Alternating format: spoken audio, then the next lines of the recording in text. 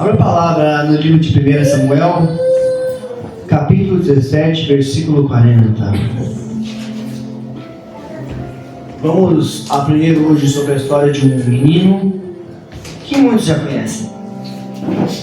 Mas muito mais do que falar de Davi, eu quero dizer para os irmãos hoje algo um pouco além da história contada ou narrada pela igreja evangélica, ou narrada, né?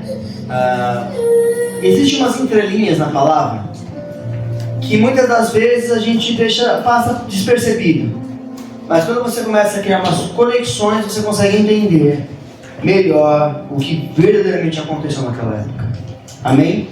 Deixando bem claro para os irmãos algo que eu vou falar aqui para vocês hoje não está esclarecido na Bíblia, não está ali escrito, tá bom?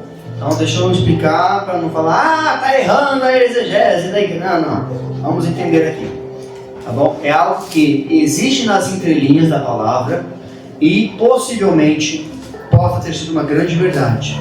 Os judeus, enfim, acreditam nisso, tá bom? As histórias narradas e passadas entre eles foi inclusive escrito nas midrashins, que são parte de um livro que é escrito separado da Bíblia. O que é a midrashim? Um judeu, né, que conhece toda a cultura, um dos caras mais conhecedores lá, lê o texto ali de Davi.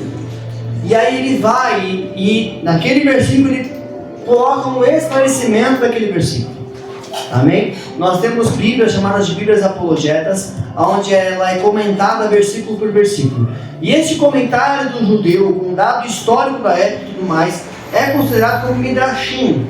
Então, entre todos os judeus, existe um consenso de que aquilo realmente está certo, tá bom? Então, na maioria dos judeus, tem um consenso de que esta, como falar a história, é a verdadeira história do que aconteceu neste período. Não a palavra. A palavra não diz nem que sim e nem que não.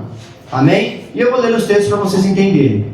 Vamos lá. 1 Samuel, capítulo 17, versículo 40, diz assim: tomou o seu cajado na mão e escolheu para si 5 pedras lisas do ribeiro e as pôs no alforje de pastor que trazia, a saber, no surrão, e lançando mão da sua funda foi-se chegando ao filisteu. Existem pessoas que vivem pela lógica e existem pessoas que vivem pela fé. Davi é este menino que vai para o ribeiro, pega as pedrinhas e vai encontrar o filisteu. E diante dele estava Golias, afrontando o povo do Senhor. Amém? Para que todos possam entender melhor essa história, Davi já havia sido ungido rei. Mas quando ele foi ungido rei, ele não foi assumir o trono, ele voltou para cuidar das ovelhas. Voltou a ser pastor. E lá, vendo ali um leão, vendo um urso, quer devorar as poucas ovelhas do seu pai, vai pela força do Senhor e destrói o leão, destrói o urso. Por quê? Pequenas pelejas, pequenas lutas que hoje para você pode ser algo muito grande, estão te preparando para algo muito maior. E não está te preparando como uma estrutura ou ficar mais forte, não, é em fé. Quando você alcança algo pequeno por fé, você sabe que você pode alcançar algo muito maior por fé. Amém? A lógica para eles naquele momento era: chegou o urso, chegou o leão, já era, me lasquei todinho. Mas ele falou: não, pera, eu fui ungido rei de Israel. Como vai acontecer eu não sei. Está no plano dele, não é no meu. Esse urso apareceu aqui, Senhor. Eu não posso com ele, mas o Senhor me ungiu, o teu Espírito está sobre mim. E se o teu Espírito está sobre mim, eu posso cumprir. Fé. Então ele se levantou, enfrentou o leão, enfrentou o urso e venceu. Quando ele desce depois lá para poder ver, o povo está em guerra, os seus 2 irmãos mais velhos estavam lá em guerra também, Abinadab e o outro que eu não vou lembrar o nome, enfim, estava lá. E aí, Davi desce. Seu pai fala assim: Davi, leva lá, leva o ramo dos seus irmãos aqui, leva o bandeco para eles, se eles devem ficar com fome, estão há dias lá na guerra. Estou parafraseando, tá, irmãos? Em nome de Jesus. Deixando bem claro para nossos irmãos batistas aqui não fiquem me criticando depois. Falar, ele não falou assim. Tirou o sapato. Estou parafraseando. Então, Davi desce, e quando ele chega a ver o tumulto, o povo, o exército de Deus de Israel, todo acovardado, todo recuado. E o que está acontecendo? Os caras estão com gigantes, cara. O negócio não dá para nós não. Já era. Pela lógica, Davi poderia ter olhado. Ixi, o homem é grande. Para que vocês possam entender, Golias tinha aproximadamente 2,97 m, alguns costumam dizer. Aproximadamente perto dos 3 metros, tá bom? Judeus eram sempre muito baixinhos, 1,57 m, 1,60 m, eram muito pequenos. Então imagina que os caras tinham quase o dobro da altura deles. De uma estatura de um judeu adulto. Agora tu imagina Davi, pequenininho, pirrainho de tudo, magrinho, querendo inventar. A armadura de Saul não coube nele, a espada também não coube nele. Golias era maior, mais forte, mais experiente, um homem que já tinha matado um monte de gente. Era um soldado desde sua juventude. Um cara que já nasceu com a espada praticamente grudada no braço. Davi enxergava algo que ninguém do exército de Israel conseguiu enxergar. Enquanto Saul viu o gigante, Davi viu uma oportunidade. Por que uma oportunidade, pastor? Porque se você decorrer o texto, você vê que ele fala assim: o que o rei disse mesmo que vai dar para quem destruir esse filisteu? Vai dar a sua filha. Vai isentar o seu pai e a sua família, né? O seu pai do imposto. A filha do rei, a princesa. Peraí, eu estou ungindo o rei. Quem sabe esse é o caminho que Deus está fazendo para mim? Já entendi o recado, Senhor. Já matei leão, já matei urso. Esse gigante é meu. Está dando para entender a maneira diferente de enxergar as coisas com fé? Se você olhar pela lógica, falar, nossa, é doido, o exército inteiro não quer ir, por que eu vou? Os caras treinam, são experientes, eu só cuido de ovelha. Pensa, mas não. Davi chegou uma oportunidade, para quê? Para ele estar bem? Não, para o plano de Deus se concretizar na vida dele. E quantas das vezes estamos diante de uma oportunidade de Deus para fazer as coisas acontecerem nas nossas vidas e nós rejeitamos? Por quê? Medo. Ou porque apenas enxergamos a coisa de uma maneira natural. Costumamos enxergar as coisas apenas com um olho, pela lógica, né? Apenas com uma ótica humana. Temos dificuldade de enxergar uma ótica espiritual por fé. Por exemplo, queremos comprar um espaço para a igreja. Glória a Deus. Tem dinheiro? Não tem não. Mas o que a fé nos faz fazer? Nos faz se mover. Eu apresentei para Deus várias coisas, Deus não falou nada para mim, amém? Não disse nem que sim, nem que não. Amém, Deus, então eu vou fazer algo mais simples aqui por enquanto. Até o Senhor me dá o ok de um algo maior. E tenho orado a Deus. Isso é fé. E quando Israel via um problema, Davi enxergava uma oportunidade para Deus manifestar a sua glória. Precisamos aprender que a fé enxerga o que outras pessoas não vão enxergar. Abre para mim, João, 1 Samuel capítulo 17, verso 26.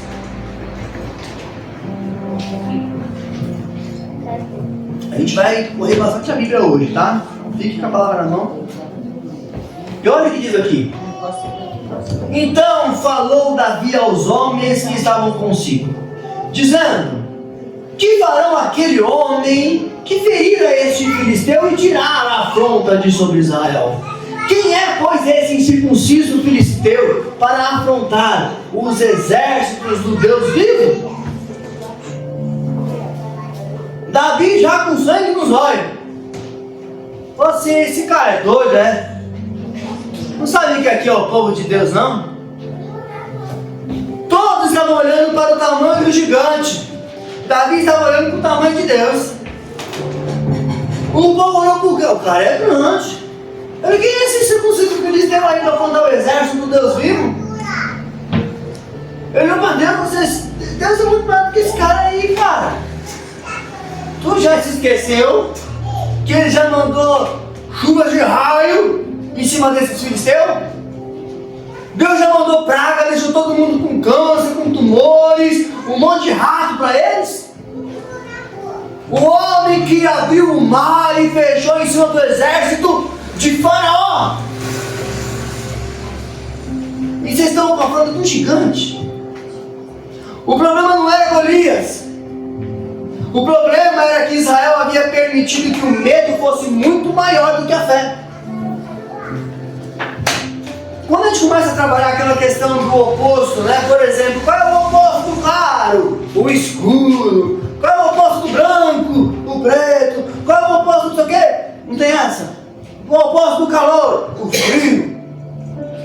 Né? Existe o oposto da fé. O oposto da fé é medo. Sabe algo muito impressionante? Eu fui no dentista esses dias. Eu tenho medo de agulha. E é sério meu medo. E eu falo às vezes com os meus filhos, né? Ser corajoso não é não ter medo. Ser corajoso é você encarar mesmo com medo.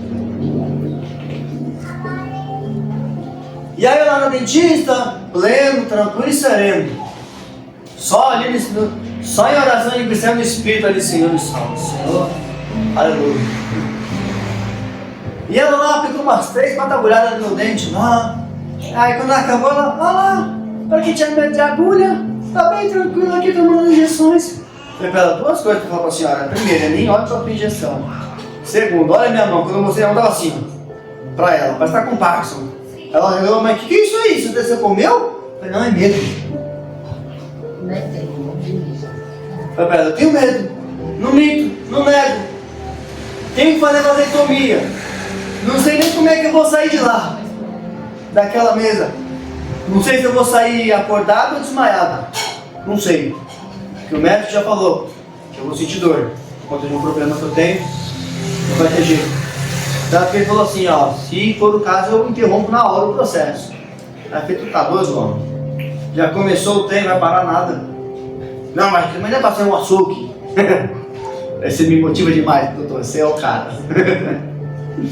Amém. Então o problema não era Golias. O problema era o medo. Quando a gente olha para o medo e não olha para a fé, a gente não alcança os milagres do Senhor. Se você ficar amedrontado no teu canto, você não vai avançar. Agora, se você tiver fé, depositar sua fé no Senhor e ir para cima do problema, pode ter certeza que Deus vai ser contigo. Há pessoas que já perderam a batalha mesmo antes de entrar nela, que já entrou com medo. Falei pro João, vamos comprar os pratos, João. Tem crédito aí, João? Tem um crédito aqui, então bora. E o que faltou lá, Guilherme, tem aí? Também tem. Bora no outro também. Compramos tudo. Aniversário da igreja foi aqui inaugurar a bateria, que bênção. Lilico está treinando, está acontecendo.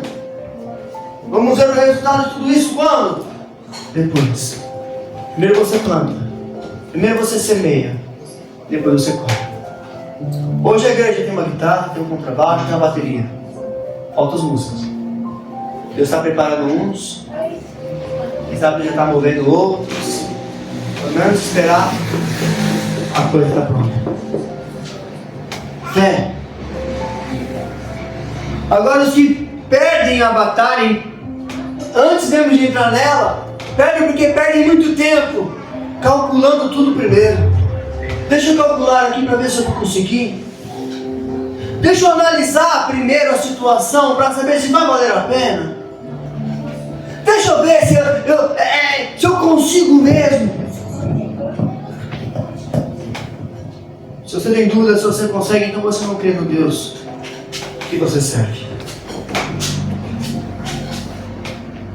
Porque os homens da história falam assim, eu não consigo, mas com ele eu posso. Se for na força dele, eu alcanço, mas se não for na força dele, for na força do meu próprio braço, eu não vou chegar a lugar nenhum. E não chegam porque racionalizam tudo. Vamos ter um pensamento racional aqui. Não dá. Nunca dá um passo de fé. Vamos ver, vamos fazer e ver o que Deus vai fazer. Isso é passo de fé. E ninguém aqui é obrigado a passo de fé, viu? Pelo amor de Deus.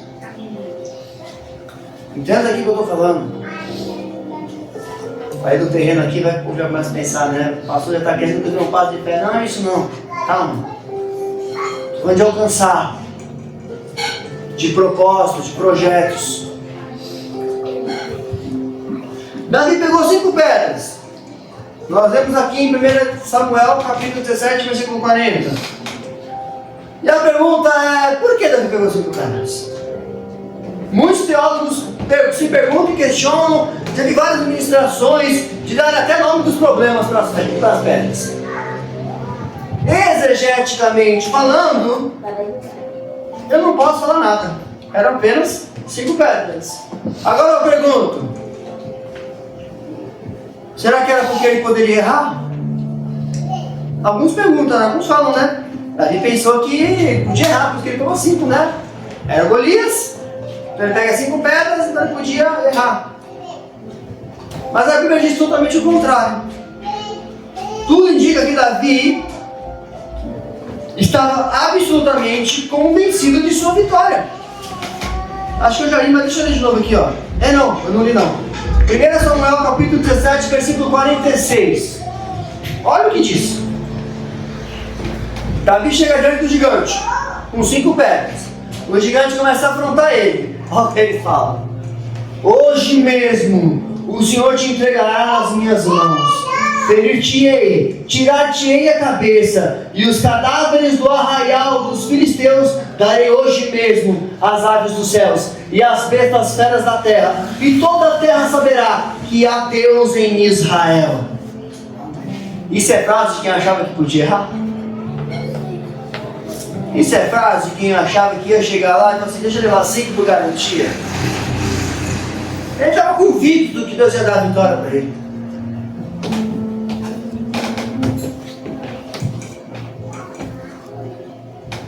Ele não demonstra nenhuma dúvida. Ele demonstra convicção. E agora começa a entrar numa parte delicada, que é o que fica nas entrelinhas dos textos. Abre para mim, João. Livro de Josué, capítulo 13, versículo 3.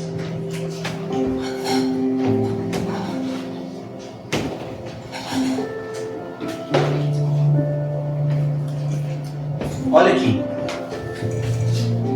Desde Sior, que está defronte do Egito, até o limite de Ecrom, para o norte, que se considera como dos cananeus, 5 príncipes. Quantos príncipes? 5 príncipes dos filisteus.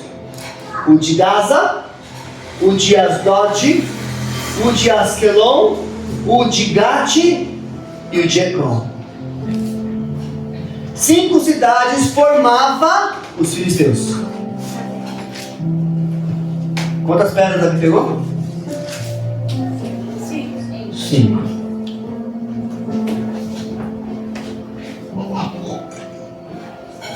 Golias era de Gate. Golias era um filisteu lá de Gate. 1 Samuel capítulo 17, versículo 4, João, por favor.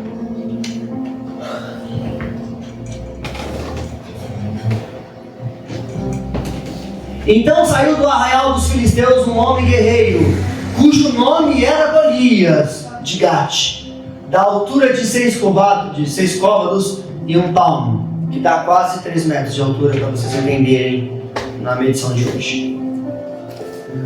Anos depois, descobrimos na palavra que haviam gigantes entre os filisteus, outros, e cada um de uma de suas cidades. 2 Samuel capítulo 21, João.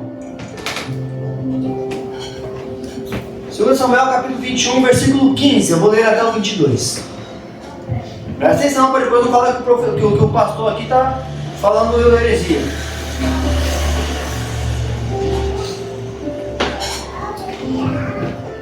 De novo fizeram os filisteus guerra contra Israel. Desceu Davi com seus homens, aqui Davi já era rei, tá? Desceu Davi com seus homens e pelejaram contra os filisteus, ficando Davi muito fatigado.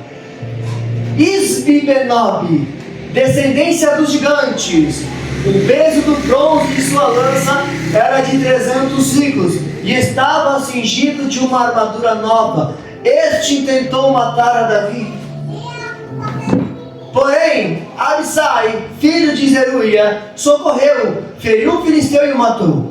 Então os homens de Davi lhe juraram, dizendo: nunca mais sairás conosco a peleja, para que não apagues a lâmpada de Israel. Depois disto, houve ainda em Gobe outra peleja contra os filisteus. Então Sibecai, o Uzatita, feriu a Saf. Saf era outro gigante, que era descendente dos gigantes. Outro gigante. 19.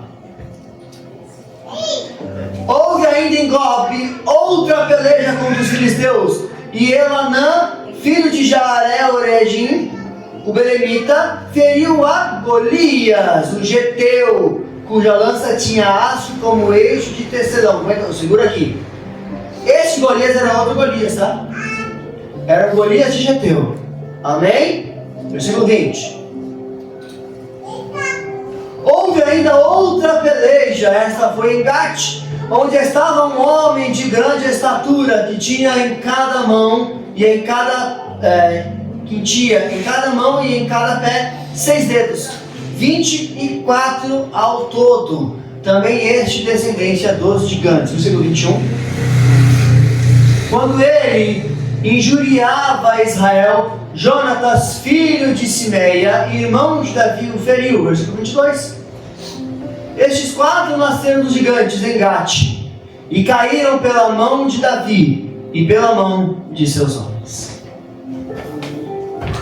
5 gigantes. O Golias que Davi matou, e 4 que nós vemos agora no segundo livro de Samuel. A história judaica, pelos midrashins e entre os judeus, eles deixam isso de uma forma muito clara, que esses 4 gigantes, junto com Golias, estavam na mesma peleja, que Davi era pequeno. Davi pega 5 pedras, porque é um gigante para cada cidade. Cada cidade tinha sua tribo de guerra ali, e entre eles tinha o seu gigante, a sua arma mais mortífera. Isso não está nas escrituras, está nas entrelinhas dela, como eu li agora para vocês. Por isso que Davi pegou 5 pedras. Era uma pedra para cada um. Davi, quando dá a primeira pedrada em Golias, Golias cai, ele vai lá, pega a espada de corta a cabeça de Golias, ele já fica pronto para o próximo. E quando ele fica pronto para o próximo, o exército começa a descer, o exército dos filisteus se fica amedrontado. Nós estamos aqui há dias para destruir, nenhum deles veio, nem Saul. E me manda uma criança com pedras na mão, como se fossem uns cachorros. E com uma pedra só, ele matou um gigante. Tu imagina o que eles vão fazer com a gente? Imagina os outros. Eles correram com medo. Golias era um dos maiores. Embora, conta aqui um gigante de 6 dedos, para quem tem 6 dedos no pé, acredito eu que ia ter muito menos equilíbrio, muito menos posição. Porque biologicamente falando, quando a pessoa nasce com 6 dedos, ela não tem 100% da articulação motora daquele dedo. Entendeu? Então é como se fosse um dedo morto ali. Então isso mais atrapalha do que ajuda numa luta, numa guerra. É mais para botar medo, né? Ali encontramos então mais 4, né? Total então 5 gigantes. Golias, Zaf, o gigante de 6 dedos, outro gigante filisteu e o outro descendente dos gigantes. 5 gigantes. E os 5 foram derrotados. Deus deu para Davi 5 vitórias. Mas, muitas, né? Mas entre os gigantes, essas 5 vitórias. Talvez Deus já esteja te dando hoje recursos para batalhas. Talvez você hoje nem sabe que enfrentará uma batalha amanhã. E Deus já está te entregando recursos para enfrentá-la. Davi pensava que estava indo enfrentar um gigante. E talvez sabendo das 5 cidades, dos 5 gigantes ali, já botou as 5 pedrinhas no alforje. E falou assim, vou derrubar cada um com uma pedra só. Deus estava levantando ali um matador de gigante. A sua fé de hoje está preparando você para as suas guerras futuras. Então não retroceda. Não retroceda as batalhas, não retroceda as guerras. Trave cada uma delas com fé, sabendo que Deus te dará a vitória. Amém. Uma única pedra para cada gigante era o suficiente, segundo a fé de Davi. Segundo a fé de Saul e seus homens, nem uma espada, nem duas, nem lanças, nada poderia impedi-los. Uma espada não me traz a vitória, meu escudo não me traz a vitória, essas roupas pesadas não me trazem a vitória, essas coisas caras não me trazem vitória. Davi, apenas com fé, olhou para o ribeiro, 5 pedrinhas é o suficiente. Bora enfrentar esse gigante. Acredito eu que se ele tivesse visto essas pedras, acho que ele tinha feito outra coisa, viu? Sei lá o que ele tinha feito, gritado, vou te matar no grito. Ah! Ele fala, matei. Não sei. Fé. Quando a gente começa a aplicar fé nas coisas, a ferramenta é só uma vírgula na história. Não importa o que você tem hoje. Não importa as ferramentas que você tem hoje. Se você tiver fé, você alcança. Lembra que eu falei que eu tinha pecado um carro? Lembra? Coloquei diante do Senhor e falei, Senhor, eu quero ser professor. Só que eu não tenho estudo. Fui, fiz uma prova, passei, consegui a faculdade, comecei a fazer a faculdade. No primeiro semestre da faculdade, recebo uma oportunidade de ser estagiário de professor. Falei, mas a minha faculdade é de biologia, é uma faculdade que eu estou fazendo para ser cientista, para ser professor é uma outra.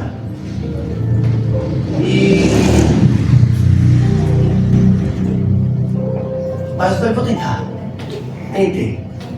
Chegou lá na hora, pessoas no 4º semestre, pessoas no 7º, pessoas no 8º, que era o último. Pessoas, olha, acabei de concluir, estou prontinho aqui para ser estagiário de vocês. Tinha 8 caras concorrendo minha vaga. 8. Falei, lascou, eu sou o único. E eu sou o único que estou no primeiro semestre. Ou seja, está contratando um cara para ser estagiário que ainda não aprendeu nada. Mas tá bom, vamos embora. Quando eu saio da escola, quem foi chamado? Eu. O cara que tinha passado no ensino médio porque fez uma prova de enseja. Estava no primeiro semestre da faculdade em EAD. E os caras que já tinham até formação ficou de fora. Quem faz isso? Deus. Por quê? Fé.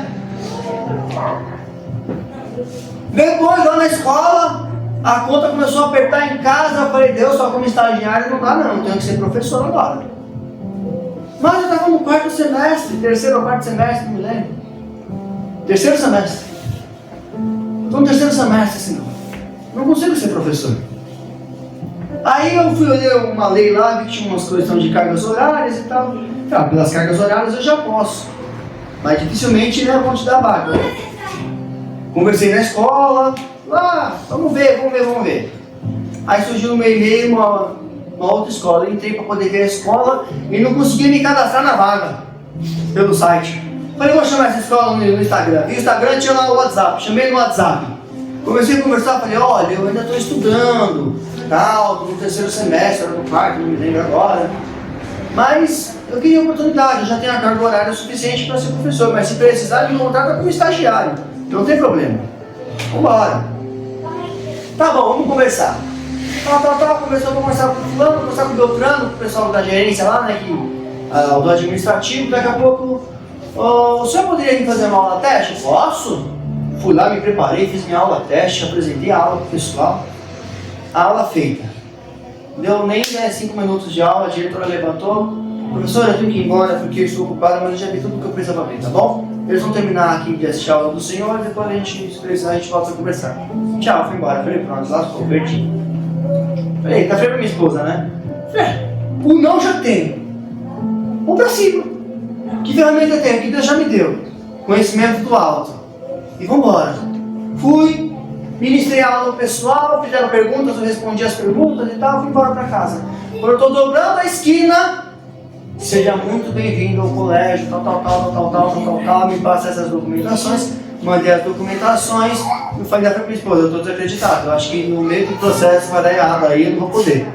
Daqui a pouco apareceu na minha carteira de trabalho o registro já como professor. Eu falei, eita bexiga, eu estou registrado como professor. Falei pra ela, acho que deu certo. Eu só acreditei mesmo quando botei o pé no colégio e falei assim, sua sala é aquela. Fui lá e dei aula.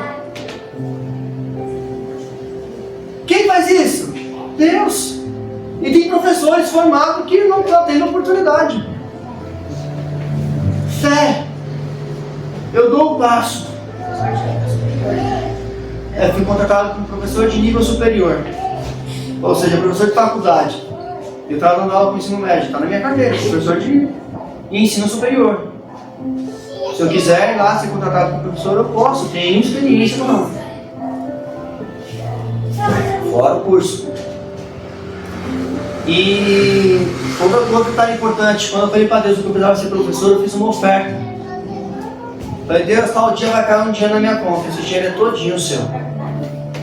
E no dia que caiu esse dinheiro, naquela semana eu não fiz nada de extra. Só tinha aquele dinheiro. Eu falei, eu prometi que era seu, Deus, é teu, toma. E a coisa aconteceu. No dia seguinte, um cara estava me levando dinheiro, fazia mó cota.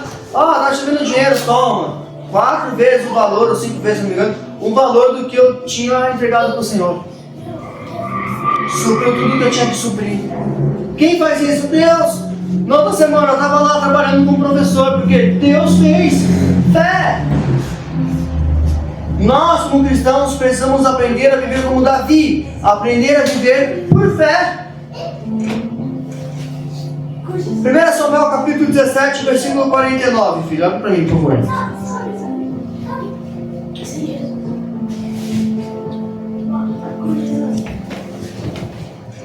Davi meteu a mão no alforje, tomou dali uma pedra, e com a funda ele atirou e feriu o filisteu na testa. A pedra encravou-se-lhe na testa, e ele caiu com o rosto em terra. Uma pedra, um lançamento com fé é o suficiente. O poder não estava na quantidade das pedras, o poder estava em Deus, na fé que Davi tinha em Deus. Não estava na funda, não estava na pedra, não estava na habilidade, não estava nos treinos. Foi Deus. Muita gente está esperando ter tudo para obedecer e fazer alguma coisa. Quando eu tiver todo o dinheiro eu faço. Já pensou se eu pensasse assim, quando eu tiver todo o dinheiro para abrir uma igreja, eu abro. Se eu não tiver, eu não faço. Não estaremos aqui. Enquanto eu não tiver toda a certeza, eu não vou fazer. Enquanto eu não tiver todo o conhecimento, eu não prego. Enquanto eu não tiver todo o conhecimento, eu não toco. Enquanto eu não tiver tudo, eu não faço. Use a pedra que você já tem. Qual foi a pedra que Deus já te deu? Só falta fé. Só falta o passo de fé. E fé não é algo sobrenatural somente. Fé tem que ter uma ação. Sem ação, como é que eu vou ter fé? Eu tenho fé que vai acontecer. Mas está aqui parado com os braços cruzados. Se mova! Se mova! Se Davi tivesse ficado parado, eu vou ficar daqui. Deus, se quiser, desce um raio lá e ele morre. Nada teria acontecido. Escuta, Davi precisou usar uma pedra. Deus precisou usar Davi. Você precisa de uma pedra e Deus precisa de você. Se mova. Sabe por quê? A gente precisa aprender a se mover.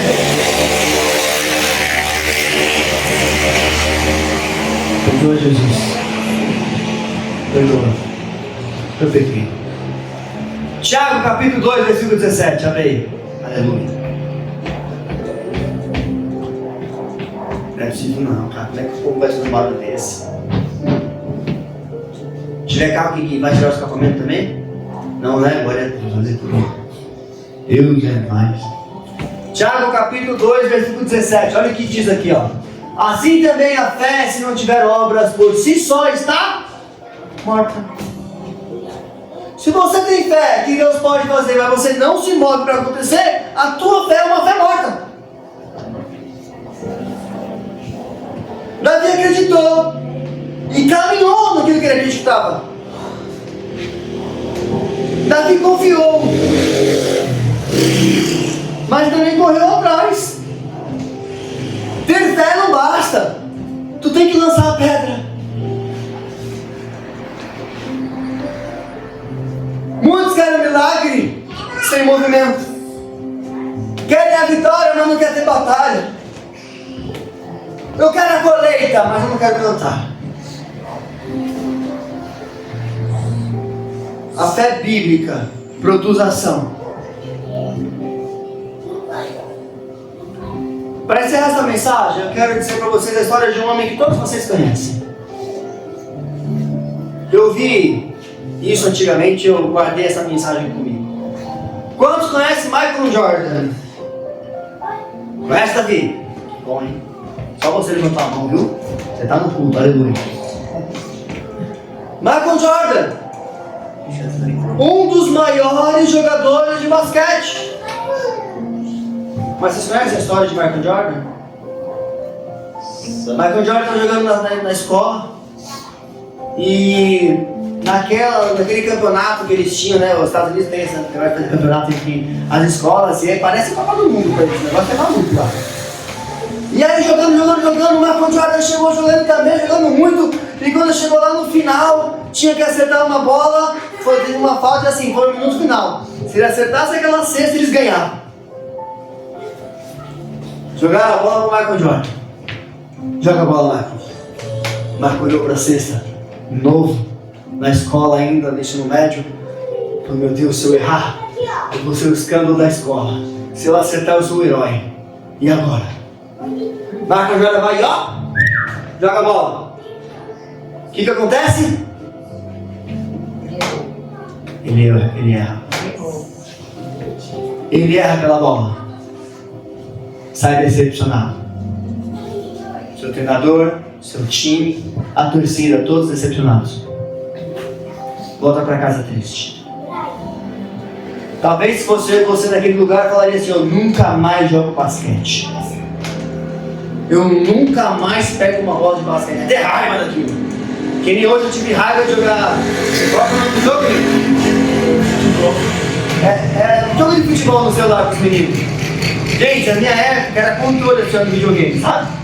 Cara, X bolinha, RL, tome, o negócio da hora. Aí, fui jogar celular. Quando um pega a bola, aparece uma letra. Quando o outro pega a bola, aparece outra letra. Aí você fica, meu Deus, eu olho o jogo, eu olho a letra. Tomei de 6-0, foi isso? Rapaz do céu, tô parecendo a seleção brasileira. Fiquei com raiva. Eu não quero jogar esse negócio muito, sabe pra lá? Não dá pra jogar? O jogo trava. Te dá um comando, um delay de 5 segundos. Falei, esquece. Desisti. Mas Michael Jordan não. Michael Jordan chegou em casa e passou a noite inteirinha arremessando uma bola. Treinando. A noite toda. Foi passando esses dias, debaixo de chuva, e ele estava lá, jogando a bola.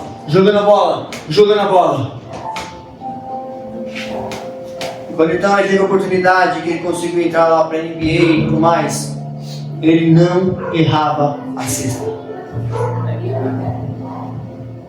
Às vezes, o que falta para nós é uma motivação de falar: vai dar certo, eu vou conseguir. E joga a bola. Ele não conseguiu no ginásio porque ele tinha medo.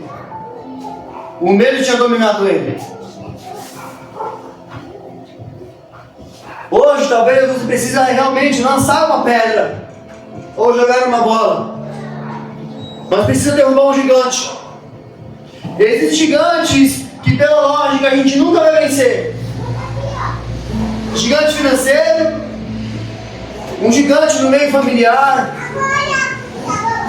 um gigante na área espiritual, na área emocional. E a lógica sempre vai nos dizer: você não consegue, você não vai alcançar, esquece. Mas a fé sempre vai dizer o contrário. Olha para mim aqui, João, livro de Romanos, capítulo 8, versículo 31.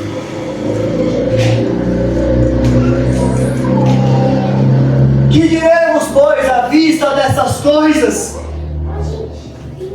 Está diante do gigante, diante do problema. O que diremos, pois, à vista dessas coisas? Se Deus é por nós, quem será contra nós? Hoje Deus procura pessoas que tenham a coragem de Davi, de lançar uma pedra e não olhar para as circunstâncias. Pessoas que não vivem apenas pelo que veem, mas vivem pelo que creem. Porque quando Deus está na batalha, uma única pedra é o suficiente para encerrá-la. Quem vive pela lógica vê gigantes, e quem vive pela fé vê Deus derrubar gigantes. Se coloque de pé em nome de Jesus.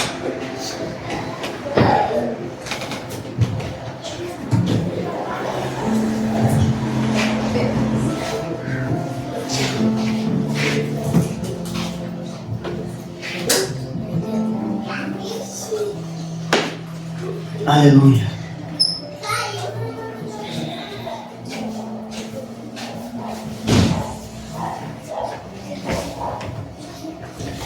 Presta atenção.